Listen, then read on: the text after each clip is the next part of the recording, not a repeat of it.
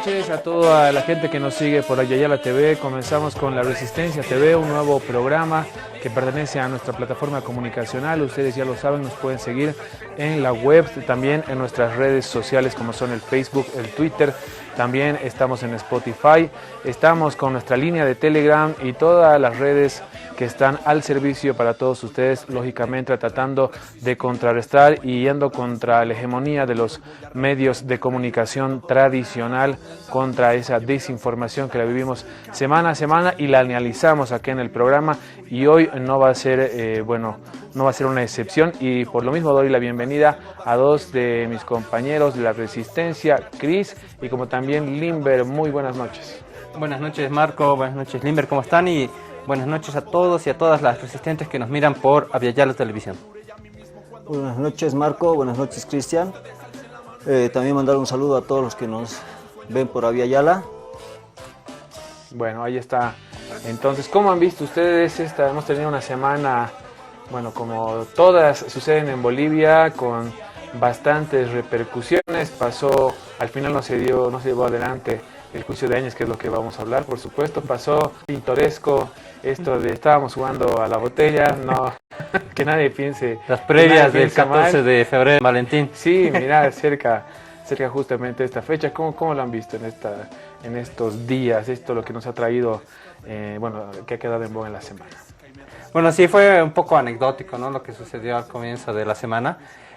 Pero bueno, creo que nadie esperaba mucho de este personaje y no nos ha defraudado tampoco. O sea, no es una persona que digas, no, se me cayó, lo tenía aquí y ahora no.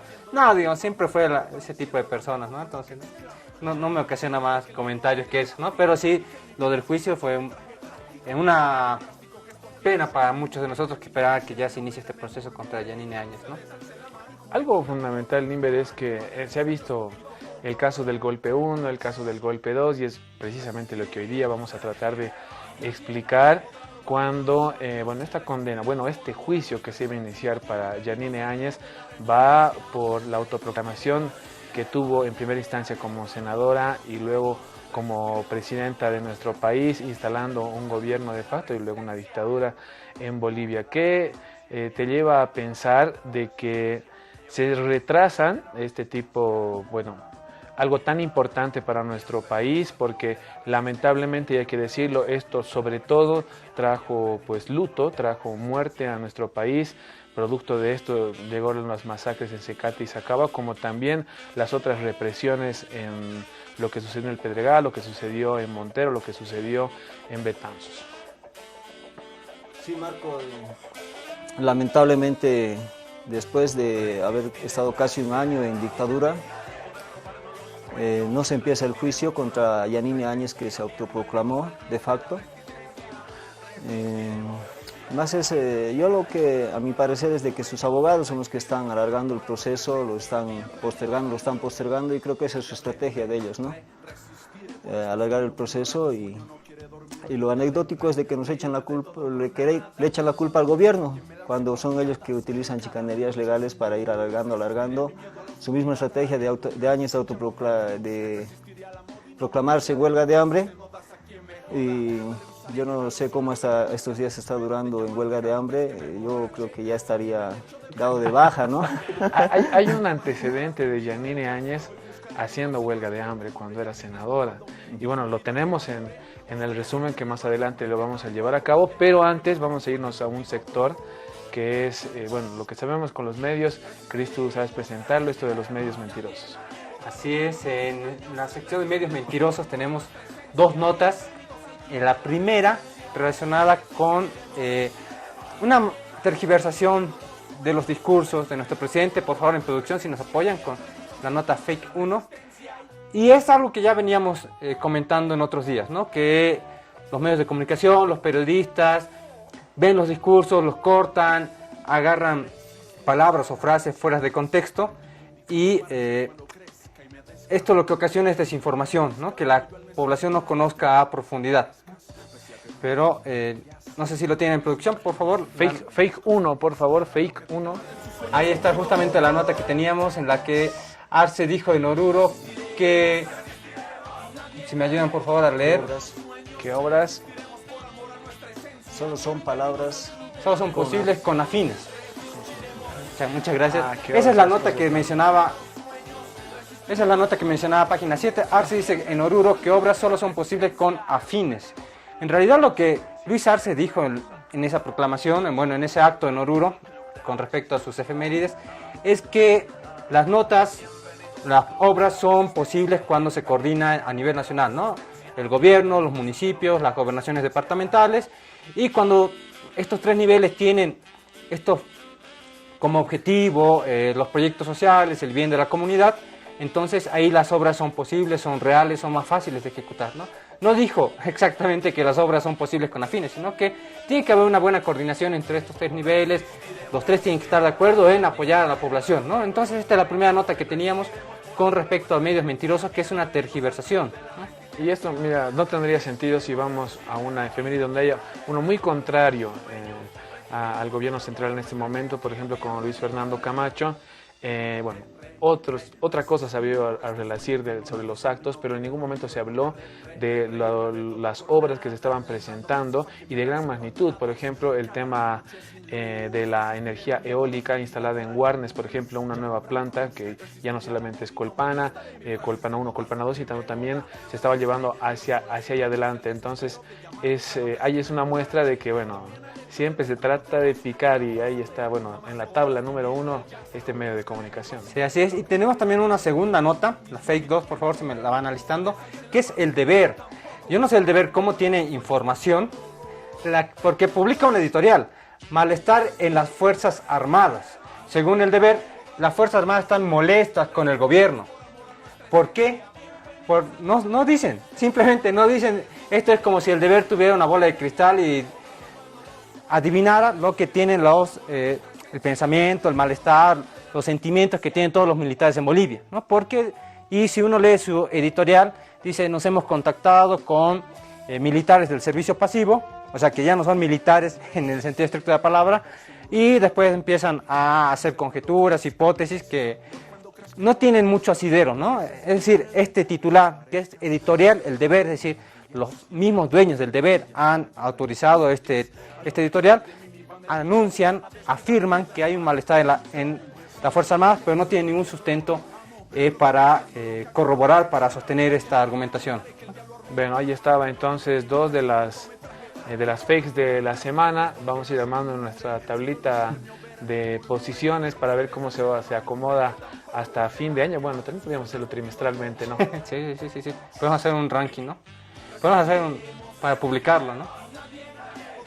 Es así. Bueno, vamos a irnos a una pausa para después continuar con más de La Resistencia TV. Vamos a tocar el tema principal que va precisamente con este juicio que al final no se lleva a cabo, y vamos a explicar específicamente, vamos a tratar de hacerlo, cuáles son justamente las vulneraciones que hace Yanine Áñez, tanto a nivel constitucional como también como el autonombramiento que tuvo, vulnerando los reglamentos dentro de la Cámara de Senadores, así como de la Asamblea Legislativa.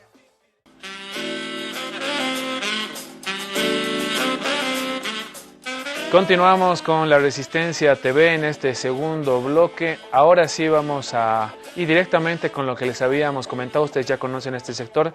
Vamos a irnos con lo destacado, con lo que resalta, con lo pintoresco de esta semana. Aquí está el resumen de La Resistencia TV. En resumen contaré de nuestra historia. El día de hoy venimos a exponer infieles. No ha hecho nada. Miedo a Dios y mi esposo. ¿Saben ustedes? Su esposa del Tata Quispe es mi comadre, ¿no? También apoyo a mi esposo. Mi esposo es bueno.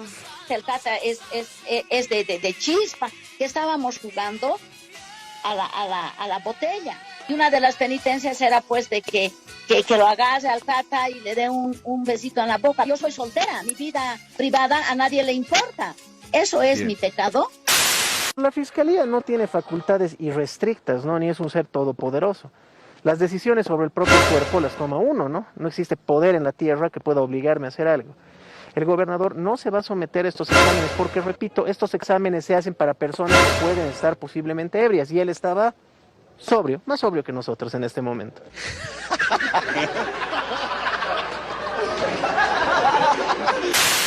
Que me perdone la ciudad de La Paz, Ciudad del Alto, las 20 provincias por mi error. Jamás manejaría en estado de ebriedad la movilidad desde esa fecha. Jamás. El exgobernador del departamento de La Paz es reincidente en conducción automovilística en estado de ebriedad. Podrán meterle preso a la persona, porque ha ocasionado, hay accidentes, personas heridas. Como elección tiene que estar en San Pedro. ¿Cómo dijo? Como elección tiene que estar en San Pedro. Ya, él no es carminta, en vano va a estar haciendo adobes. Nunca digas de este agua no voy a beber, ni mires la paja en el ojo ajeno viendo el tronco. ¿Con qué moral tú después mañana vas a decir a tu hijo que no tomes si tú estás tomando? Botella tras botella ando tomando, a olvidarme de ella. De ella no más hablo en todas mis penas. A mis... En resumen contaré de nuestra historia.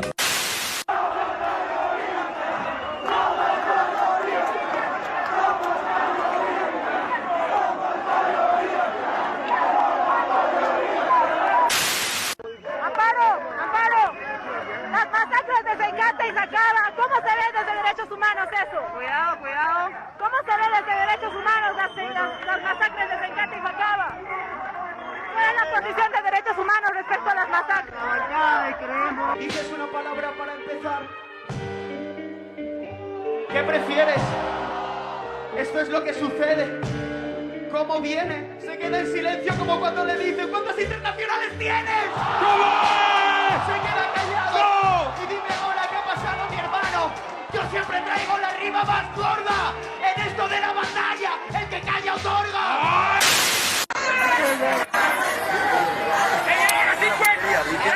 ¡A ver, vayan!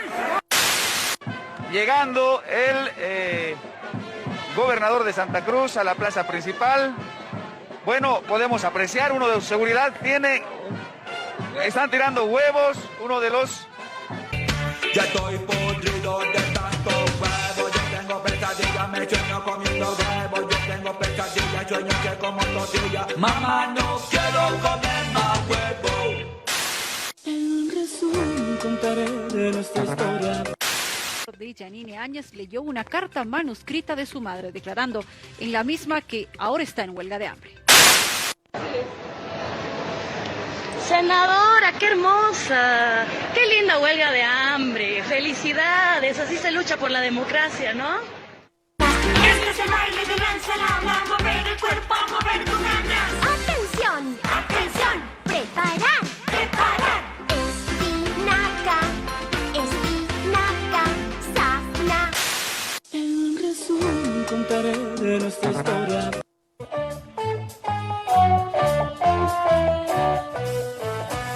Bueno, ahí estaba tratando de sacarles una sonrisa y también recordando, es importante la memoria histórica. Ya estuvo Yanine Áñez en huelga de hambre en su calidad de senadora. Estaban haciendo un pedido y el primer día en que se pone en huelga de hambre la graban en un patio de comidas almorzando. Sí, es que, o sea, ya no se le cree, no tiene credibilidad Yanine Áñez, ¿no? O sea, dice que está en huelga de hambre, pero nadie puede cerciorarse realmente, ¿no? Aparte, como muy bien decía Limber hace rato, ¿no? Ya es cuarto, quinto día de huelga de hambre, ya debería estar un poco calmada, ya debería estar con asistencia médica. No con sesión de fotos. No con sesión de fotos orando, ¿no? ¿Quién le sacó la foto a Yanine Áñez? Bueno, posando, ¿no? Sí. Bueno, ahí está, y precisamente vamos a hablar ahora, entrando a nuestro tema.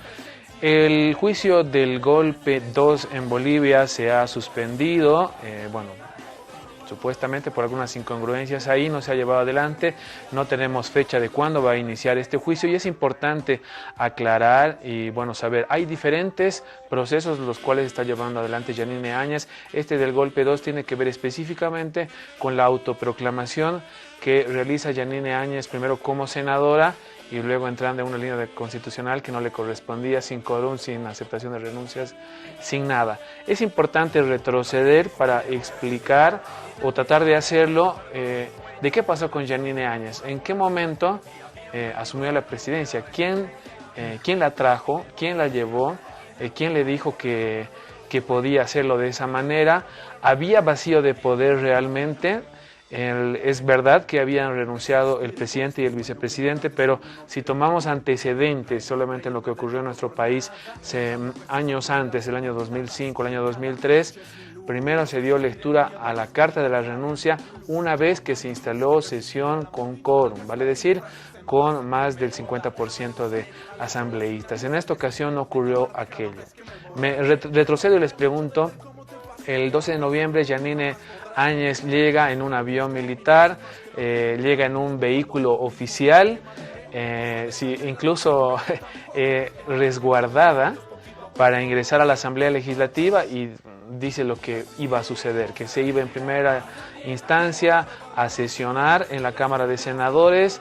Vemos que paralelamente en la circunferencia de kilómetro cero no se dejaba ingresar a ningún legislador de quien en ese momento tenía la fuerza mayoritaria, hablando incluso de 2/3. Sí, mira, yo retrocedería un poco más. Sí, yo retrocedería al 10 de noviembre. ¿Por qué el 10? Porque para mí el 10 es cuando se define que Yanine Áñez va a asumir la presidencia, 2 días después, el 12. ¿Por qué digo esto? Y esto es un poco lo que menciona Adriana Salvatierra en sus declaraciones, ¿no? A ver, Evo Morales renuncia entre las 4 y 5 de la tarde, ¿no? Adriana Salvatierra renuncia a 6:15 porque están atosigando a su familia, están enviándole videos de su casa, aquí está con tu mamá, cuídate, bla, bla, bla, están amenazando a su familia, ¿no? Y 7:15, Yanine Áñez declara ante los medios de televisión de que a ella le correspondería asumir la presidencia. Dicen que ha habido una reunión al final de la tarde en la Universidad Católica donde definen estos, pero esta reunión debería haber sido entre en media hora, entre las 6:15 y las 7:15. En esa reunión supuestamente deberían haber debatido, ver cuál es la salida constitucional, pero no olvidemos que horas antes también Ricardo Paz le había llamado ya a Yanine Áñez ofreciéndole esto, ¿no? O sea, ¿sabes qué? Va a renunciar tal, Adriana también había renunciado, vos podrías asumir, y Yanine Áñez dice sí, ¿no? Entonces, desde el 10 de noviembre ya vemos estas incongruencias. ¿Por qué?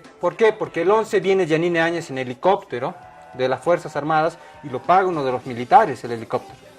También el 11 de noviembre recoge la medalla presidencial de las bóvedas del Banco Central. El 11 de noviembre intentan hacer una sesión, etcétera, sin éxito, y el 12 ya se consuma completamente el golpe de Estado con Yanine Áñez asumiendo, autoproclamándose como presidente, ¿no? Eso es lo que tú dices, mira, fundamental. ¿Qué pasó en la reunión de la Católica? Porque creo que aquí también es un factor fundamental después de las declaraciones de quienes estaban ahí, Teresa Morales Dávila y también Adriana Salvatierra. Operadores, bueno, mejor dicho, representantes que no tenían ningún cargo dentro del Estado, no tenían facultad para decidir nada. Estamos hablando del asesor de un candidato de unas elecciones que se anularon. Estamos hablando de Tuto Quiroga, un expresidente pero que no tenía ninguna voz ni nada.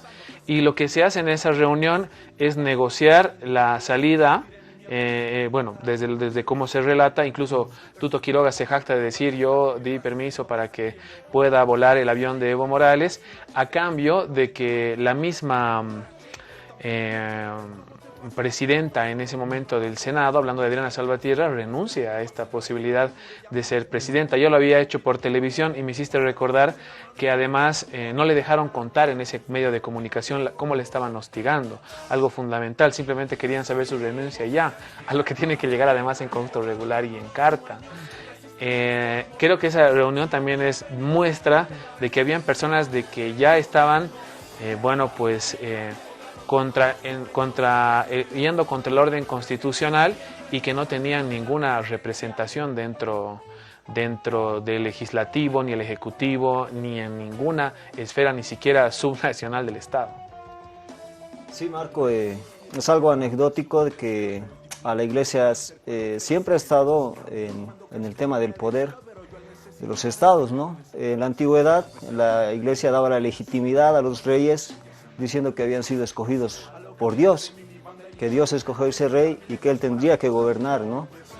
Creo que también usan esa misma línea ahora y creo que le sigue funcionando con algunas personas al armar la reunión en lo que es la Conferencia Episcopal de Bolivia, ¿no? Y ahí, como tú dices, intervienen muchas personas que no tienen ninguna representación en el Estado y ninguna autoridad. Más... Ahí me parece rescatar, digamos, por qué Tuto Quiroga estaba ahí. Y si un poco hacemos memoria, Tuto Quiroga es quien inicia a Yanine Áñez en la vida política.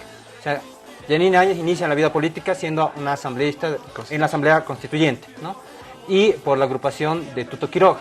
Él es el padrino de Yanine Áñez y por eso es que también lo vemos ahí y por eso es que él también sugiere el nombre de Yanine Áñez y por eso también es que después fue un vocero internacional ante los medios de comunicación para decir que aquí hubo un fraude, etcétera, etcétera, etcétera, ¿no? Ahí se entiende recién por qué tan cerca de Yanine Áñez antes de que asumiera y también después, ¿no? Bueno, sí, fundamental eso. ¿Quieres decir algo más? Yo creo que el asunto central es la violación a la Constitución política del Estado, ¿no? De que ellos han violentado la Constitución política del Estado y Yanine Áñez se autoproclama de facto, ¿no? Presidenta de facto. ¿Qué se vulnera en los reglamentos, para empezar, de la Cámara de Senadores? Sabemos que Yanine Áñez era segunda vicepresidenta, ni siquiera primera, por la minoría que le correspondía.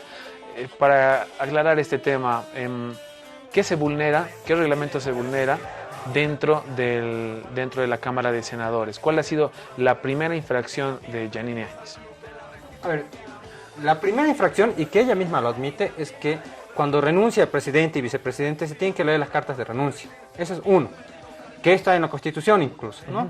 Y ella en un medio de comunicación dice, Yanine Áñez, que le preguntan, ¿qué corresponde ahora para que usted asuma? Tenemos que convocar una asamblea, tenemos que leer las cartas y aceptarlas o rechazarlas. Dice eso el 11 de noviembre.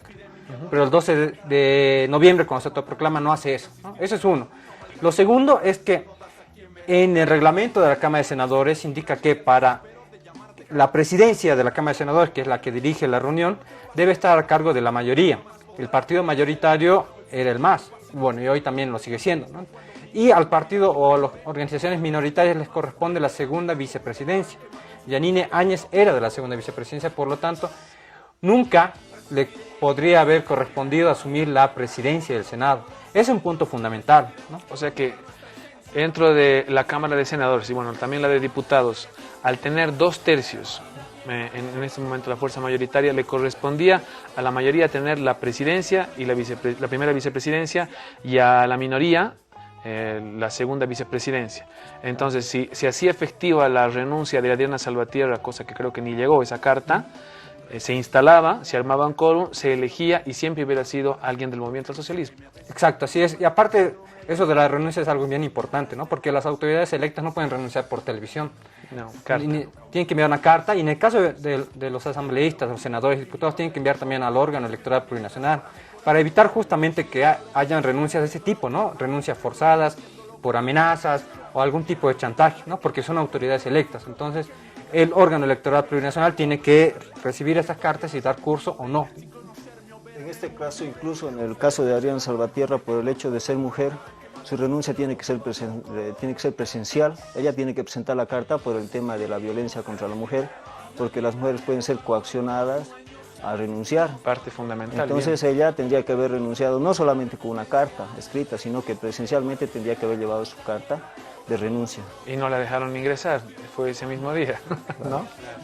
Bueno, ahí tenemos una vulneración. La segunda, y bueno, creo que ahí acaba todo, para empezar, porque ella se autoproclama presidenta del Senado cuando no le correspondía. Sí le podía corresponder convocar a una sesión del Senado como segunda vicepresidenta, pero más allá de eso, ya ella autoposesionarse como presidenta del Senado, para nada. Cuando vamos ya a una asamblea una sesión de la Asamblea Legislativa donde creo que no pasan de 15 personas, porque también la representación que en ese momento tenía, que era UD, si no me equivoco, tampoco dan lectura a las cartas del presidente ni vicepresidente, tampoco se llega a instalar esta sesión. Y ahí, ya, pues como vemos, Yanine Áñez se autoproclama presidenta del país. Factores para saber que esto ya se sabía que lo iban a hacer de esta forma, lo que tú antecedes al momento de decir la iglesia. No nos olvidemos también que la iglesia, incluso en lo que sacó público el pasado año, sobre los hechos que ellos cuentan según desde su versión, aceptan de que una de las primeras sugerencias, que a pesar de que la desecharon, era la de Fernando Camacho, de una junta militar y notables en Bolivia para instaurar un nuevo estado. Lo reconocen, ¿no? Lo reconocen. Y luego lo de Tuto Quiroga, que acepta que en primera instancia le ha dado lugar para que el vuelo salga, le dio órdenes al general, sin ser nadie, para que pueda salir en ese momento el presidente renunciante, que todavía era presidente porque no le habían aceptado la renuncia. Y bueno, factores que muestran también que la circunferencia que estaba alrededor de la Plaza Murillo, llena de policías, militares que no dejaban entrar asambleístas para sesionar, y que sea efectivo este golpe de Estado en nuestro país. Ya con lo de las Fuerzas Armadas, creo que ahí hablamos de una consolidación y que va justamente también antes de la renuncia. Sí, aparte hay que reconocer que muchos dicen, no, fue una sugerencia de las Fuerzas Armadas, pero organismos internacionales como el Grupo Independiente de Expertos Interdisciplinarios, el GIEI, que vino a hacer una recopilación de información aquí sobre las masacres, menciona que el hecho de que las Fuerzas Armadas, con todo su armamento militar, sus armas letales, te sugieran renunciar, ya es un ultimátum, ¿no? De hecho, o sea, la diferencia es semántica, ¿no? Puedes decir, fue una sugerencia que, o pidieron por favor, etc. No, en realidad fue un ultimátum de las Fuerzas Armadas a Evo Morales para que renuncie. Hay algo que me recuerdo ahí, lo decía Correa, si tú estás en la calle y viene alguien a pedirte amablemente a que le entregues tu billetera y está con 3 personas alrededor de vos, eso es un asalto. No significa que tú estás otorgando voluntariamente y por eso tu billetera, y por eso no te han asaltado, sino que tú has beneficiado. Y creo que es un ejemplo, el mejor ejemplo que se puede encontrar a lo que pasó con las Fuerzas Armadas en ese momento. El juicio que se va a llevar adelante justamente por esta autoproclamación podría ser hasta 12 años, si no me equivoco, la sanción por la vulneración que hizo primero Yanine Áñez como autoproclamándose presidenta del Senado. Aquí hay algo fundamental. En las últimas horas, y bueno, en esta semana, el mayor buscador en el mundo, hablando de Google, ya no la reconoce como presidenta o expresidenta Yanine Áñez, figura como ex senadora. Sí, es algo notable que sale en medios, incluso internacionales, de que uno pone, o hagan el ejercicio ahora en sus casas, pongan Yanine Áñez y Google automáticamente les va a ir sugiriendo como ex senadora de Bolivia, ¿no? Segunda vicepresidenta de Bolivia, ¿no? Ya no como expresidente, ¿no? El presidente del Senado, sí. Bueno, y ahí marca, creo que las pruebas que se han ido presentando y que se van desarrollando, creo que independientemente cuánto se vaya a retrasar, creo que lo saben más que uno qué es lo que va a resultar. Hay vulneraciones, Yanine Áñez se autoproclamó y bueno, iremos más adelante cuando veamos que esto tuvo también consecuencias fatales. El decreto firmado por 4078, que es otro caso que se llevaría más a un juicio de responsabilidades en esa calidad para Yanine Áñez. También, bueno, todo lo que haya pasado en esos 11 meses creo que es infinito si hablamos en casos de corrupción, todo lo que la vulneración de la Constitución Política del Estado, hablando de nuestras empresas estatales, todo lo que se realizó en desmedro de ellas y bueno, un sinfín que se puede detallar en ese instante. ¿Qué otro punto podemos resaltar y encontrar de Yanine Áñez autoproclamándose presidenta de nuestro país y presidenta del Senado? Algo más para poder acotar a esta explicación, bueno, que se trata de hacerlo cada vez para entender realmente cuál ha sido la vulneración que tuvo Yanine Áñez a la Constitución. Creo que este juicio va a servir tiene que servir para que quede un antecedente de que no se puede violentar la Constitución Política del Estado. He escuchado a muchos voceros de la derecha interpretar lo que es la constitución política del Estado, cuando el único órgano, la única autoridad que puede hacer eso es el Tribunal Constitucional Plurinacional. Eso también es otra violación a la constitución política del Estado, porque ellos fueron los que han interpretado a su gusto y a sus beneficios la constitución política del Estado para asumir el gobierno de manera dictatorial, ¿no? Con un golpe de Estado. Tú te refieres específicamente al comunicado que hace en esa instancia. No es para nada válido, Cristian. Claro, en aquellas épocas, cuando ya Yanine Áñez tenía que asumir, estaban buscando una vía legal, digamos, ¿no? Y justo el Tribunal Constitucional Plurinacional emite un comunicado indicándole que en el año 2002 puede haber una presidencia ipso facto, etc. Pero hoy ya en 2022 ya sabemos que un comunicado no tiene valor legal. ¿Por qué el Tribunal Constitucional no emitió una sentencia? ¿Por qué no emitió un documento legal válido para validar esa autoproclamación, ¿no? Y que sea ya un gobierno, digamos, legítimo? Porque no estaba bien, porque no era lo correcto, porque la Constitución en 2004 era otra. En 2009 hemos aprobado una nueva Constitución. Por lo tanto, ese comunicado no tiene ni pies ni cabeza y es un sustento que tiene Yanine Áñez para justificarse. Ahora, otra debilidad que tiene Áñez es que no tiene un documento que avale que ella fue presidenta. Si uno en su trabajo, cuando empieza a trabajar, te dan pues un contrato de trabajo, te dan un memorándum de designación, cuando vas a la universidad igual te dan una matrícula, tienes un documento que avale que estás en calidad de algo, ¿no? De estudiante, de trabajador, y para los presidentes es lo mismo, tienen un documento que les avale como presidente. Todos lo tienen, incluso Carlos Mesa o Eduardo Rodríguez Betzel, que igual han sido presidentes transitorios por renuncias anteriores, tienen ese documento, pero Yanine Áñez no tiene ningún documento legal que la valide como presidenta de Bolivia.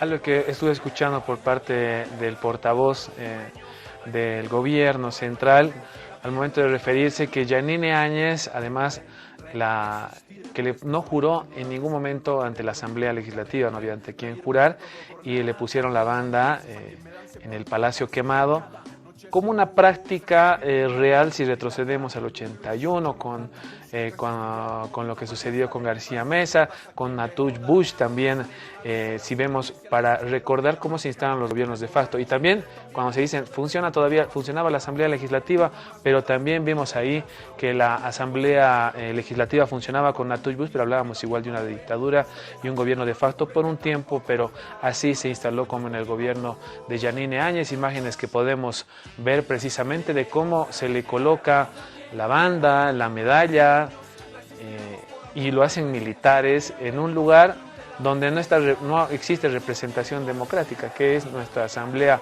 Legislativa. Ahí podemos ver justamente en las imágenes. Vamos a irnos ahora a una nueva pausa. Después de la pausa les invito, compañeros, a hacer una diferenciación entre, bueno, la cuestionante que tiene todavía mucha gente, ¿por qué no fuera válida esto que hablábamos del comunicado, haciendo una interpretación de la Constitución? ¿Qué diferencia había de esa sucesión que se realizó, que llegó, bueno, entre el 2003 y el 2005, primero al vicepresidente Carlos Mesa y luego porque lo rechazó el presidente de la Cámara de Senadores, de Diputados, hasta Eduardo Rodríguez Belcé? ¿Y por qué no podría pasar ahora con nuestra nueva Constitución Política del Estado, entrada en vigencia desde el año 2010? Lo estaremos explicando o tratando de explicarlo después de la pausa para, bueno, de alguna manera terminar con esto, con estas cuestionantes tan importantes y que en muchas ocasiones no se encuentran respuestas. Pues sí las hay.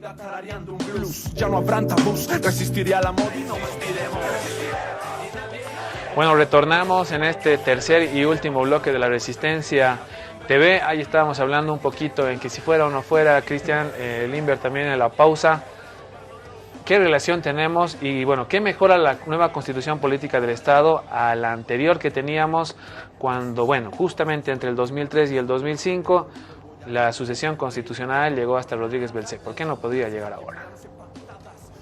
Bueno, a ver, hay que establecer que no hay una sucesión constitucional horizontal, ¿no? O sea, primero, es decir, si no está el presidente de la Cámara de Senadores, no puede asumir el primer vicepresidente y tampoco el segundo vicepresidente o el secretario o el último senador. Esa es una sucesión horizontal, ¿no? Sino que la sucesión ahora es vertical, ¿no? Presidente, vicepresidente, presidente del Senado y presidente de diputados. Ahí acaba. Ahí muere. Ahí acaba, ¿no? en la anterior constitución sí fue hasta el presidente de órgano del tribunal, de la Corte Suprema en aquel entonces que se llamaba, ¿no? Ahora ya no hay esa posibilidad, ¿no? Ahí acaba en la presidencia de diputados. Y en caso de que renuncien, lo que hay que hacer es reconformar las cámaras y la directiva, ¿no? Entonces, ahí se vuelve un bucle, ¿no? Entonces, la presidencia de senadores recae siempre en el partido mayoritario y la presidencia de diputados lo propio. Entonces, en caso de que renuncie, digamos, presidente, vicepresidente, presidente de Senado y presidente de diputados, tienen que volver a sesionar las cámaras y reconfigurar sus directivas. Si vuelven a renunciar, lo mismo.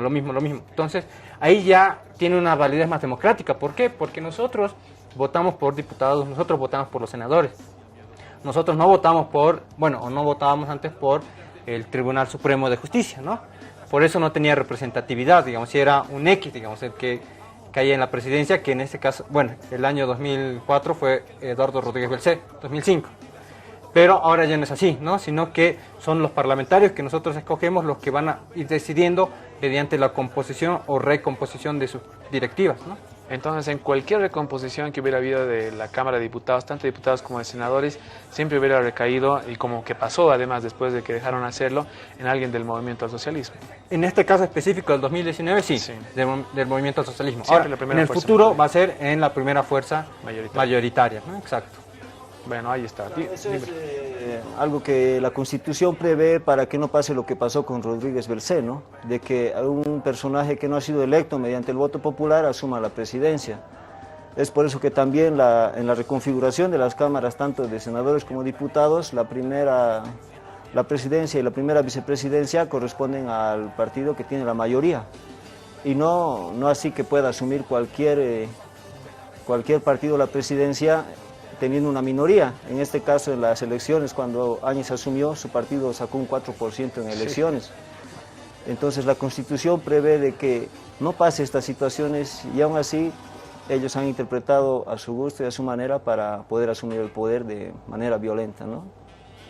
Bueno, creo que hemos tratado de explicarlo justamente de una manera en la cual se pueda comprender lo que ha sucedido.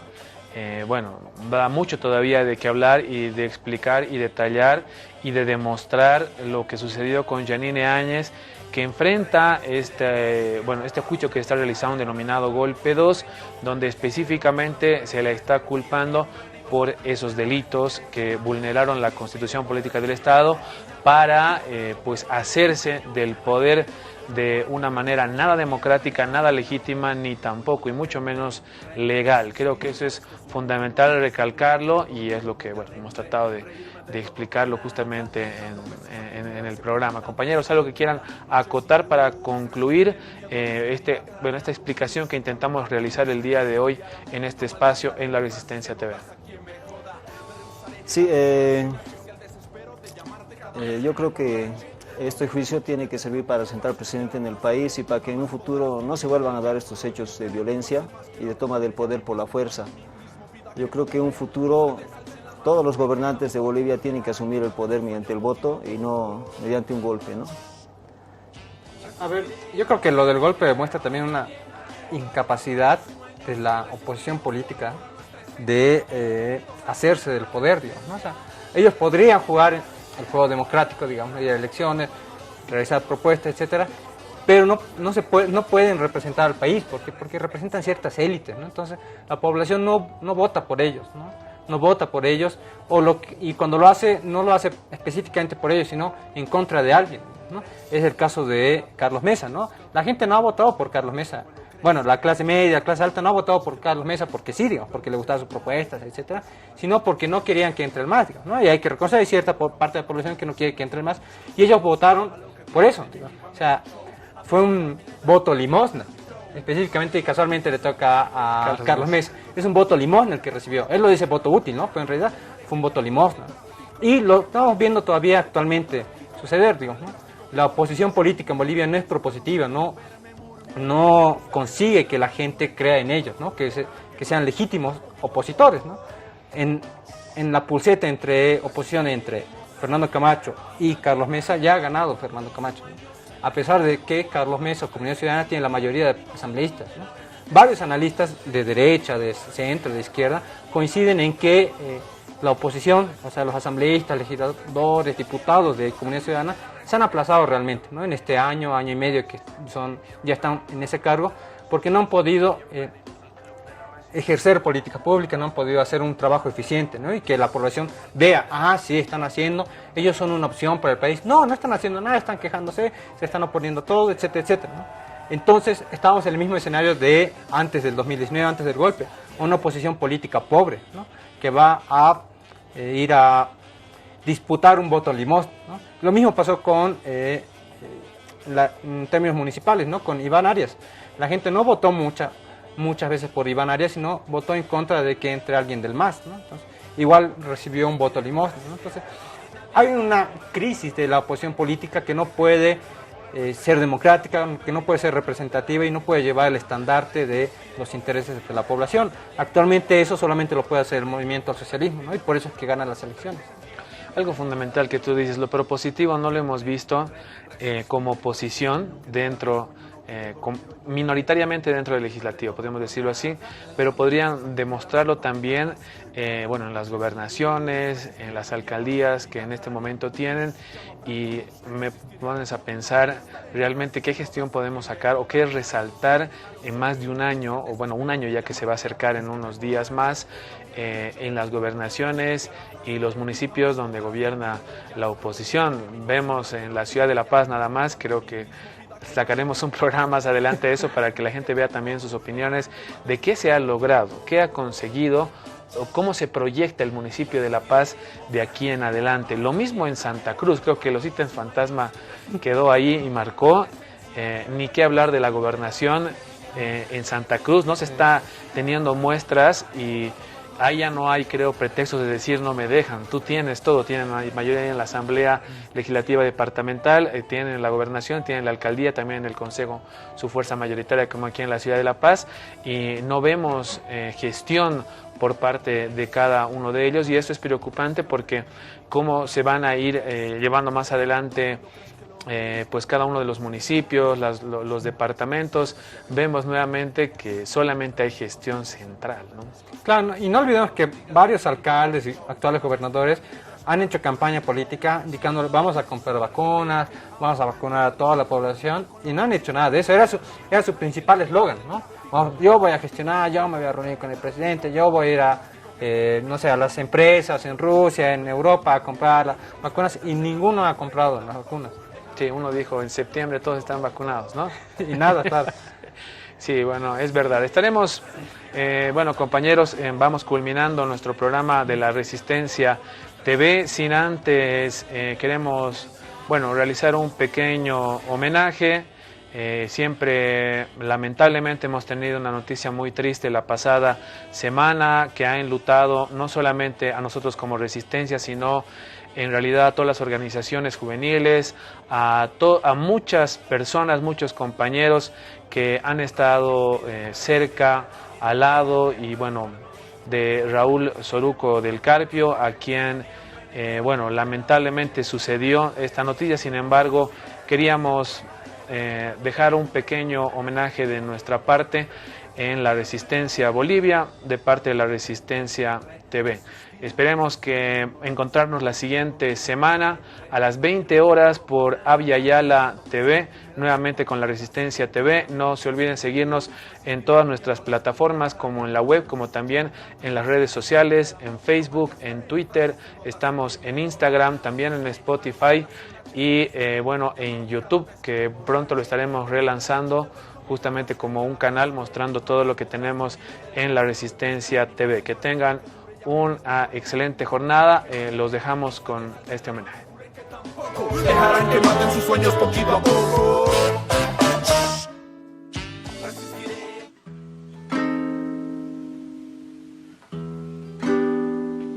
Yo no sé lo que es el destino. Caminando fui lo que fui. Haya Dios que será divino. Yo me muero como viví.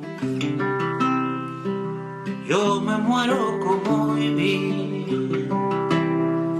Yo me muero como viví.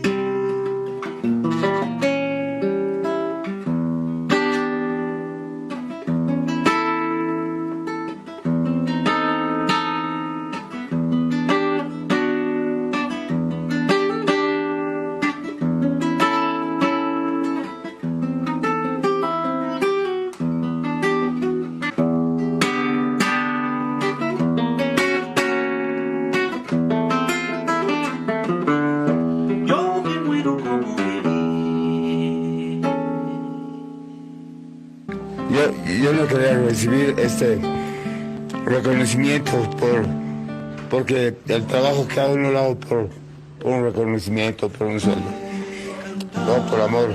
Vamos a triunfar.